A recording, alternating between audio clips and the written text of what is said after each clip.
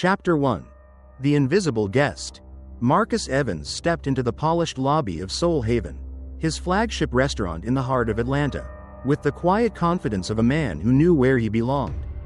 At 45, he was a self-made billionaire, a black man who'd clawed his way up from the cracked sidewalks of a Georgia housing project to the gleaming heights of culinary empire building. Today, though, he didn't look the part. No tailored suit, no flashy watch, just a plain black t-shirt, faded jeans, and a pair of scuffed sneakers.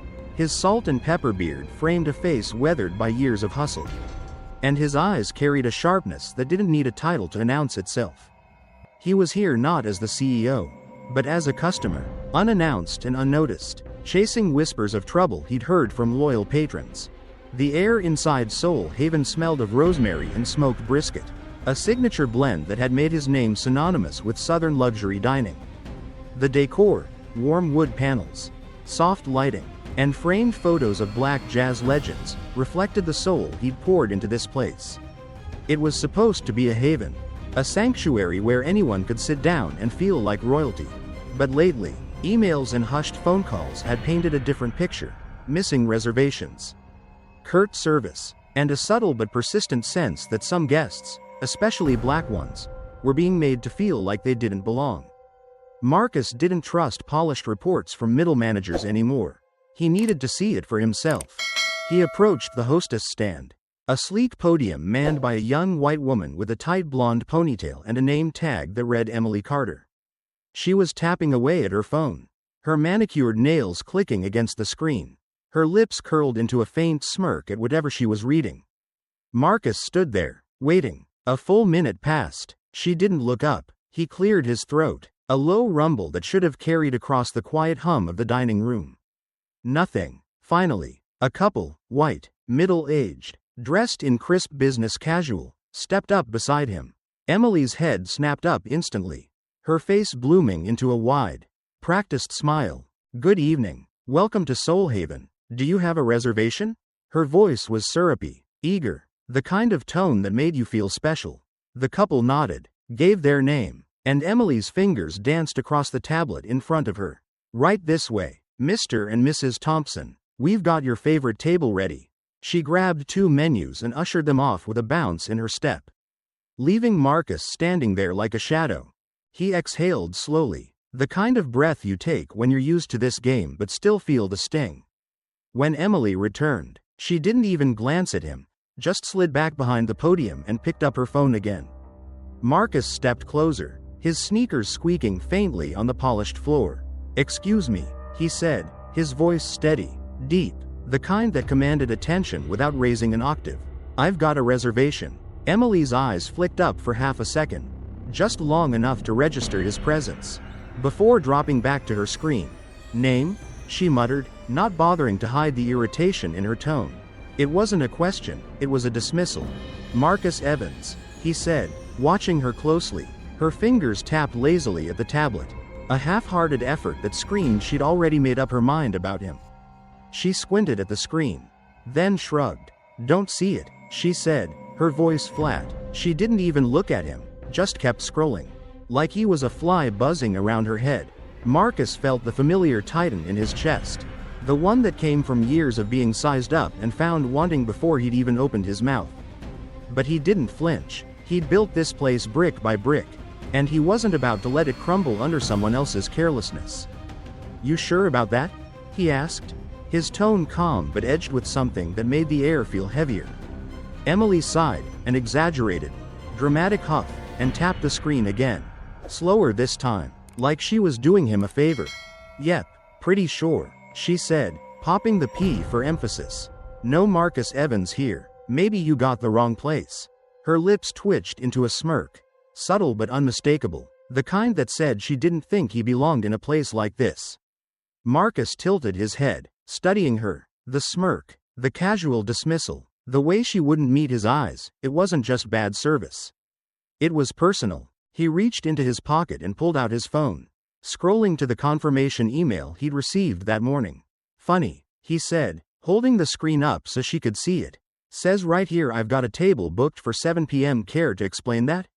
His voice stayed even, but there was a weight to it now. A quiet challenge. Emily barely glanced at the email before shrugging again. System must have glitched, she said, her tone dripping with indifference. Happens sometimes. Nothing I can do about it. She went back to her phone. Conversation over, or so she thought. Marcus didn't move. He'd seen this before, felt it in 100 different ways. The unspoken rules of who got welcomed and who got turned away. Growing up, he'd been the kid in hand-me-downs ignored by store clerks while they fawned over white customers. As a young entrepreneur, he'd pitched ideas to investors who wouldn't look twice at a black man without a tie. Even now, with a net worth in the 9 figures, he could walk into his own damn restaurant and be treated like he didn't matter. But this wasn't just about him anymore. This was about every guest who'd walked through those doors and felt the same cold shoulder. He slipped his second phone from his back pocket, the one with the admin app tied to Solhaven's internal system. His fingers moved fast, pulling up the reservation logs. There it was. Marcus Evans. Table 12, 7 p.m., confirmed. But then his eyes narrowed. A red flag popped up next to the entry. Deleted at 6:45 p.m. by Emily Carter. Note. Customer not suitable. His stomach twisted, not with surprise but with a slow, burning anger he'd learned to control years ago. Not suitable. In his own house. A faint smile tugged at his lips. The kind that didn't reach his eyes. He looked up at Emily, who was still engrossed in her phone, oblivious to the storm brewing in front of her. Tell me something, Emily, he said, his voice low and deliberate. She hummed in response, barely acknowledging him. What happens when a reservation gets deleted? She blinked, her fingers pausing for the first time. It's gone, she said, shrugging. No big deal. And who can do that? He pressed, leaning forward just enough to make her shift uncomfortably. Her brows furrowed, a flicker of unease crossing her face. Front desk staff, she said, her voice quieter now. Like me. Marcus nodded, slow and deliberate, like a teacher walking a student through a lesson they'd never forget. Like you, he repeated. He turned the phone screen toward her, letting the glowing display do the talking. Her eyes darted to it, and her entire body went stiff. There, in bold text, was the evidence. Deleted by Emily Carter. Note. Customer not suitable. Her mouth opened, then closed, her face draining of color. She stammered, her voice barely a whisper. I didn't. Marcus leaned in, his smile gone, his voice dropping to a tone that cut through the air like a blade. Don't even try. Emily flinched, and for the first time that night, she was speechless. Marcus straightened, his mind already racing ahead. This wasn't over, not by a long shot. Chapter 2. The Reckoning. Emily Carter stood frozen behind the hostess podium, her fingers hovering over her phone like a lifeline she didn't know how to use. The smugness that had defined her just moments ago had evaporated, replaced by a wide-eyed panic that made her look younger, smaller. Marcus Evans watched her, his face unreadable, the phone in his hand still glowing with the damning evidence. Deleted by Emily Carter. Note. Customer not suitable. The words hung between them, heavier than the hum of the dining room, heavier than the clink of glasses and murmurs of other guests who were starting to turn their heads. Why'd you do it, Emily? Marcus asked, his voice low but sharp, cutting through the haze of her shock. He didn't raise it, didn't need to. Years of negotiating deals, facing down skeptics, and building Solhaven from nothing had taught him how to wield calm like a weapon. Her lips parted, but no sound came out. She swallowed hard, her throat bobbing, her eyes darting around as if someone might swoop in to save her. I didn't mean to. She stammered finally, her voice trembling. It was a mistake. The system, it's been glitchy all week. She forced a weak smile, the kind that begged for belief. But it crumbled under the weight of Marcus's stare. He tilted his head, just enough to let her know he wasn't buying it. A mistake, he repeated, letting the word linger. You accidentally deleted my reservation and accidentally typed, customer not suitable, in the notes?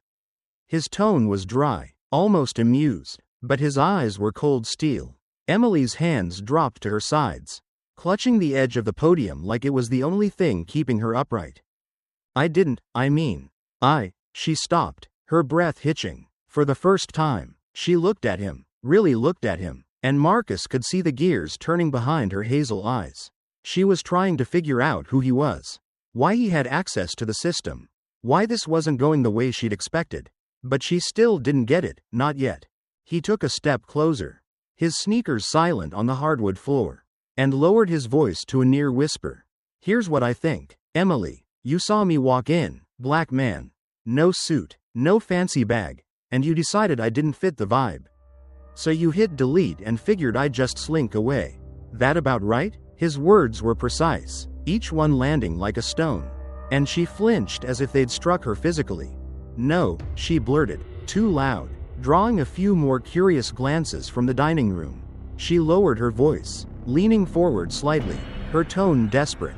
That's not what happened. I'm not like that. But the crack in her voice betrayed her. And Marcus knew the truth didn't need her confession to stand tall. He'd lived it too many times, the quick judgments, the sidelong glances, the unspoken rules that said success didn't erase the color of his skin. He straightened, sliding his phone back into his pocket. Find me a table, he said, his voice flat, final. Emily blinked, caught off guard by the shift, then scrambled to the tablet. Her fingers flew across the screen, clumsy with nerves, her breaths coming in shallow bursts. The dining room had gone quiet now, the kind of hush that settles when people sense something big is unfolding. A waiter paused mid-step, a tray of drinks balanced in his hands.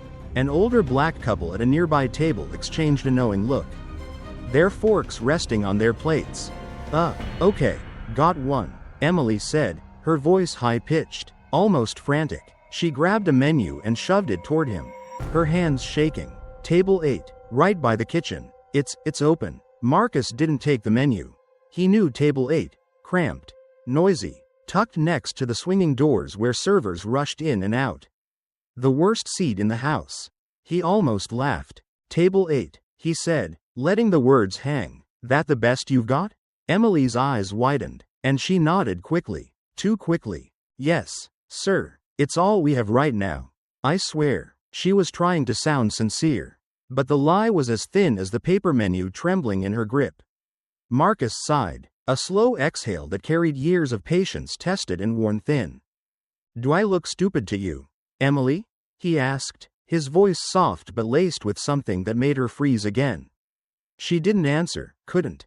The air in the lobby shifted, thick with tension, as a small crowd of onlookers grew.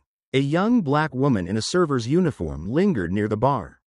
Her arms crossed, her lips pressed tight. A white businessman at a high-top table leaned over to whisper to his date, his eyes flicking between Marcus and Emily. Marcus didn't need to check the system again. He knew table 12, his original reservation, was still empty. A prime spot by the window with a view of the Atlanta skyline. Emily wasn't just incompetent, she was digging her hole deeper, hoping he'd settle for scraps. He picked up the menu from the podium, his movements deliberate, and set it back down with a faint thud. I want to speak to the manager, he said, his tone leaving no room for argument. Emily's face went white, her mouth opening and closing like a fish pulled from water. He's busy, she said, grasping at straws. Maybe I can. Now. Marcus cut in, his voice a quiet thunder. She flinched again, then nodded, scurrying off toward the back of the restaurant, her heels clicking a frantic rhythm against the floor. Marcus stood there, hands in his pockets, feeling the weight of every eye on him. He didn't mind. Let them watch. This wasn't just about him anymore. Minutes later, David Brooks emerged from the kitchen. A wiry white man in his late 30s with a receding hairline and a nervous smile plastered across his face. He wore a cheap suit that didn't quite fit.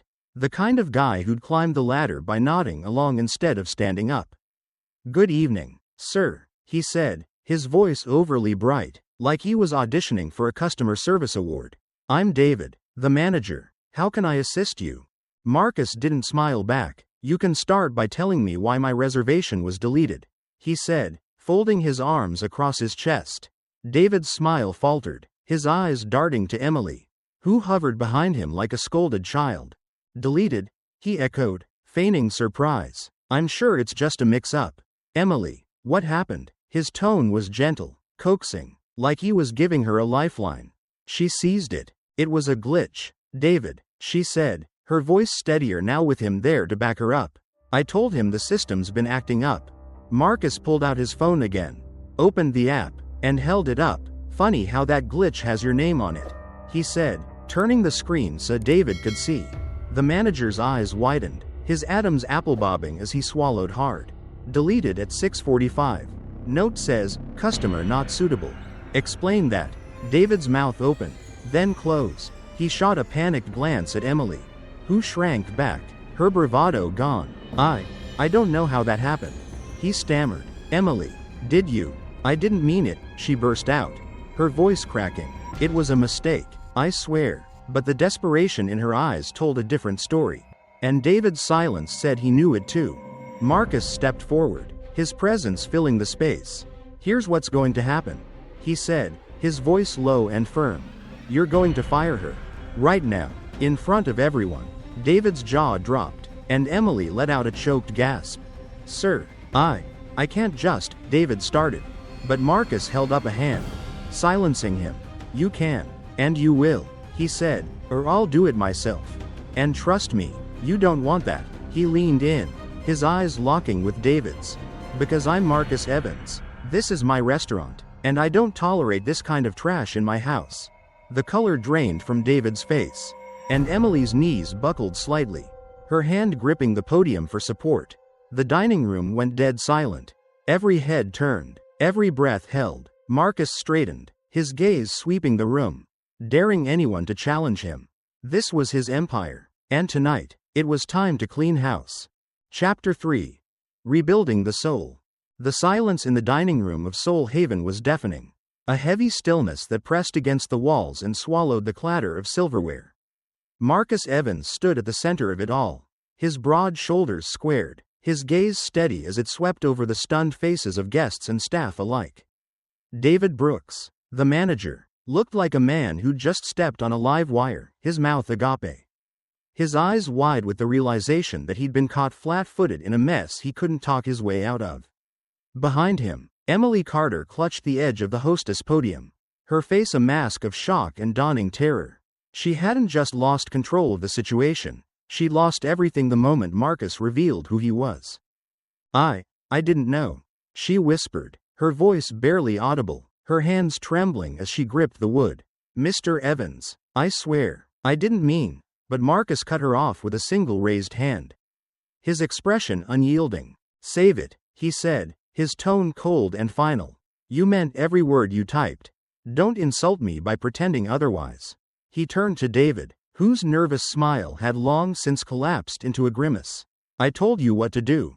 Get it done. David swallowed hard, his eyes darting between Marcus and Emily like a trapped animal weighing its options. Mr. Evans, maybe we could handle this privately, he stammered, his voice pleading. I mean, she's young. She made a mistake. A mistake? Marcus's voice sharpened, slicing through David's weak defense. She didn't spill a drink or forget a name. She looked at me, looked at a guest, and decided I didn't belong here. In my own damn restaurant. And you let it happen. He stepped closer, towering over David, his presence a quiet storm. You think that's a mistake I can just shrug off? David's shoulders slumped, defeat settling into the lines of his face. He turned to Emily, his voice low and shaky. Emily, I'm sorry, but you're terminated, effective immediately. The words stumbled out, awkward and halting, but they landed like a hammer all the same. Emily's eyes widened, a choked sob escaping her throat. What? No, David, you can't, she spun toward Marcus, her desperation boiling over. You can't do this. I didn't know who you were. If I'd known, if you'd known, you'd have kissed my shoes instead of deleting my reservation, Marcus said, his voice steady but laced with disgust. That's the problem, Emily. It shouldn't matter who I am. Every person who walks through that door deserves respect. You don't get to pick and choose. He nodded toward the exit. Go. She stared at him, tears welling in her eyes, her chest heaving with ragged breaths. For a moment, it looked like she might argue, might throw one last defiant tantrum. But the weight of every gaze in the room, guests, servers, even the bartender wiping the same glass for the third time, crushed her resolve. She snatched her purse from behind the podium, shot Marcus a glare brimming with venom, and stormed toward the door. Her heels echoed in the silence, a sharp, angry rhythm that faded as the glass doors swung shut behind her. Marcus turned back to David, who was wiping sweat from his brow with a trembling hand. "This isn't over for you either," he said, his voice low but firm. "You've got a week to prove you can run this place right. Or you're out too. I'll be watching." David nodded quickly, muttering a string of, "Yes, sir," that sounded more like a prayer than a promise. Marcus didn't wait for more. He walked past the podium, past the gawking crowd, and headed for the stairs to the private dining room upstairs. He needed space to think. The private room was quieter, a sanctuary of dark wood and soft jazz humming through hidden speakers. Marcus crossed to the floor-to-ceiling window, looking down at the street below. Emily was gone, her figure lost in the blur of Atlanta's evening traffic. But the sting of what had happened lingered. He pressed a hand against the cool glass, his mind racing. This wasn't just about one rude hostess or one spineless manager. This was about Soul Haven, his dream, his legacy, and the slow rot he'd let creep in by trusting others to protect it. He'd built this place to be different. Growing up, he'd watched his mother, a single parent with calloused hands and a smile that never quit, get turned away from nice restaurants because she didn't fit their unspoken dress code, or their unspoken color code. He'd vowed to create a space where no one would feel that shame. Where soul food wasn't just a meal but a celebration of resilience. Soul Haven was supposed to be that promise made real. But tonight, he'd walked in and felt the same dismissal he'd fought his whole life to escape. The irony wasn't lost on him. His phone buzzed in his pocket, texts from corporate, probably board members wondering why the flagship location was trending on X with hashtags like #SoulHavenDrama. He ignored it, pulling out his laptop instead. Within minutes, he was deep in the system, pulling up every guest complaint, every staff report, every incident logged over the past year. Emily's name popped up too often. Rude to elderly couple, ignored party of 6, reservation mysteriously cancelled, and the pattern was clear. Most of the complaints came from Black guests, Latino guests, people who didn't look like they'd stepped out of a country club catalog. David's name was there too, stamped on weak apologies and brushed off follow-ups.